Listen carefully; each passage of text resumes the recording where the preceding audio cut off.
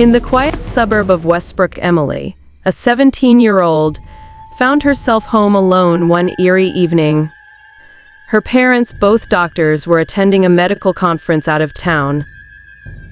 The house, usually filled with warmth and laughter, now echoed with an unsettling silence. As Emily lounged on the living room couch, engrossed in a mystery novel, the tranquility was shattered by the shrill ring of the telephone. Startled, she answered, only to be met with heavy breathing on the other end. Unease crawled up her spine like an army of spiders. The caller, a distorted whisper in the shadows, seemed to revel in her discomfort. "Hello, Emily," the voice croaked, sending shivers down her spine. "Nice choice of book, by the way. Red curtains, beige couch, black cat on the windowsill. Quite cozy, isn't it?" Emily's breath caught in her throat. How could the caller know such intimate details about her surroundings? It was as if they were watching her every move. Panic settled in as the caller continued to describe her, inch by inch, like a sinister artist painting a portrait of terror. Frantically, Emily hung up and dialed her parents, her voice trembling as she recounted the chilling conversation. They reassured her, attributing it to a prank or a wrong number, urging her to stay vigilant. Unconvinced, Emily contacted the local police, who promised to dispatch an officer to keep an eye on the house. As the night wore on, the phone rang again. This time, the caller delved into her personal life, unveiling details only those close to her would know. Fear morphed into dread as the sinister voice recited her class schedule, her friends' names, and even the secret spot where she hid spare house keys. The sanctity of her private world was crumbling, leaving her exposed to an unknown threat. Terrified, Emily barricaded herself in her room, the dim glow of her bedside lamp casting long shadows across the walls. She clutched her phone like a lifeline, the incessant buzzing signaling another incoming call. Each time, the voice grew more menacing, weaving a tapestry of her fears and vulnerabilities. Desperation compelled Emily to confide in her closest friends, who were equally horrified by the invasion of her privacy. Together, they brainstormed potential suspects, eliminating acquaintances until a sinister revelation emerged.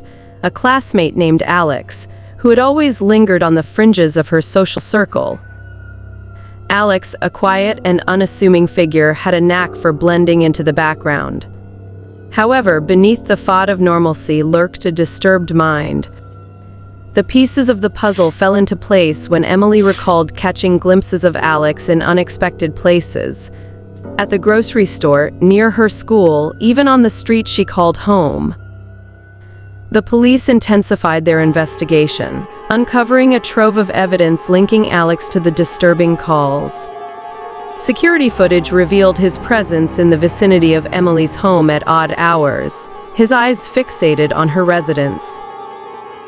The revelation sent shockwaves through the community, exposing a predator hidden in plain sight.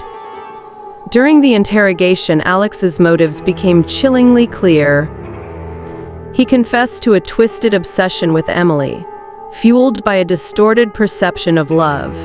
He had meticulously gathered information about her life, driven by an insatiable desire to possess every detail. The unraveling of his dark fantasies painted a haunting picture of a disturbed mind, leaving Emily and her loved ones grappling with the horror of betrayal. Legal consequences awaited Alex as he faced charges of stalking, harassment, and invasion of privacy. The courtroom became a stage for the exposure of his sinister deeds, with Emily bravely recounting the trauma inflicted upon her by someone she once considered a classmate. The judicial system, unyielding in its pursuit of justice, ensured that Alex faced the full weight of his actions. However, as the court proceedings unfolded, the scars etched onto Emily's psyche proved indelible. Nightmares plagued her sleep, and the once familiar surroundings of her home now harbored a constant sense of dread. The support of friends and therapy sessions became lifelines in her journey to reclaim a sense of normalcy. The creepy caller, unmasked as a malevolent acquaintance, left a chilling legacy that extended beyond the courtroom.